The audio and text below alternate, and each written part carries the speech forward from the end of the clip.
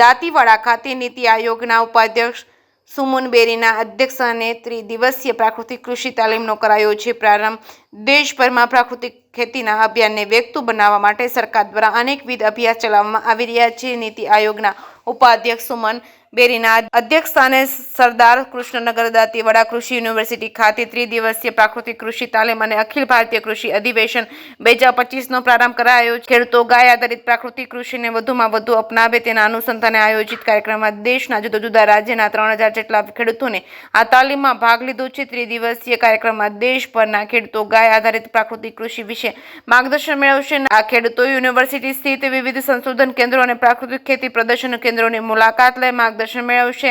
આ સાથે સંશોધન વૈજ્ઞાનિકો દ્વારા પ્રાકૃતિક ખેતી અંગે ખેડૂતોને વ્યાખ્યાન આપવામાં આવશે। યુનિવર્સિટી દ્વારા ખેડૂતો માટે 25 જેટલા કૃષિને લગતા સ્ટોલ ઊભા કરાયા હતા, જે નીતિના આયોગના ઉપાધ્યક્ષ દ્વારા રિબિન કાપીને ખુલ્લા મૂકવામાં આવ્યા હતા। જે કેસની ગુજરાતી સાથે જાહેરસિંહ વાઘેલા કાંકરેજ।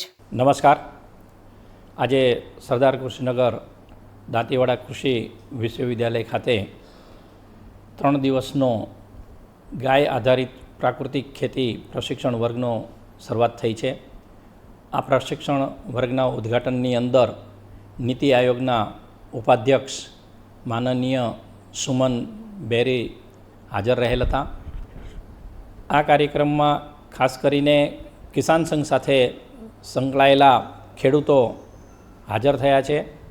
આ ખેડૂતો દેશભરના તમામ રાજ્યોમાંથી 3000 જેટલી સંખ્યાની અંદર આપણે યુનિવર્સિટી ખાતે આવ્યા છે।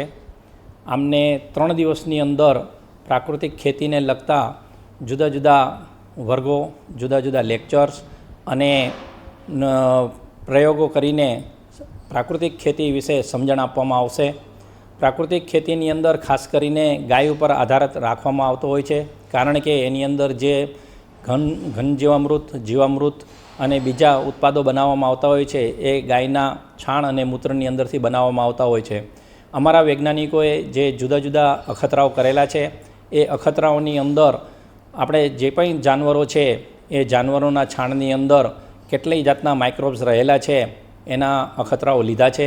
એની અંદર ખાસ કરીને આપણી દેશી ગીર ગાય અને કાંકરેજ ગાયની અંદર સૌથી વધુ માત્રાની અંદર સૂક્ષ્મ જીવાણુઓ રહેલા છે, જે જમીનની અંદર જમીનની ફળદ્રુપતાને સુધારવાની અંદર મદદ કરે છે। એ જ રીતે આ જે સૂક્ષ્મ જીવાણુઓ છે, સૂક્ષ્મ જીવાણુની અંદર 151 જેટલા જીવાણુઓ છે એ ઉપયોગી છે। ઉપરાંત સૌથી આનંદદાયક વાત એ છે કે જેને આપણે વનસ્પતિના હોર્મોન કહીએ છીએ, ઇન્ડોલ એસિટિક એસિડ, આ પણ એમ કે ગૌમૂત્રની અંદર જોવા મળે છે, જે વનસ્પતિના મૂળને મજબૂતી આપે છે, એ મૂળની વૃદ્ધિ કરતું હોય છે। એટલે આ જે દરેક બાબતો છે એ દરેક બાબતો અમારા વૈજ્ઞાનિકો છે એ વૈજ્ઞાનિકો ખેડૂતોને સમજણ આપશે। ખેડૂતને ખેતર ઉપર પણ એમ કે નિદર્શન બતાવીને અને એમને આ પ્રાકૃતિક ખેતીની સમજણ આપવામાં આવશે। ધીમે ધીમે ખેડૂત છે એ પ્રાકૃતિક ખેતી વળે એવા સઘન પ્રયત્નો કરવામાં આવશે। આપણે બધા જાણીએ છીએ કે હમણાં જ થોડા સમય પહેલાં આપણા માનનીય વડાપ્રધાન સાહેબે રાષ્ટ્રીય મિશન પ્રાકૃતિક ખેતી ઉપર જાહેર કરેલું છે। એટલે national mission on natural farming અંતર્ગત આપણે આખા દેશની અંદરથી ખેડૂતોને બોલાવીને અને એ ખેડૂતોને જો આ પ્રશિક્ષણ આપવામાં આવે તો આ સંદેશો આખા દેશની અંદર ઝડપથી પ્રસરે એટલા માટેનો આ એક પ્રયત્ન કરવામાં આવેલો છે, અને આ પ્રયત્ન આપણે સફળતાપૂર્વક અમારા વૈજ્ઞાનિકો એને પૂરો કરશે એ મને સંપૂર્ણ વિશ્વાસ છે।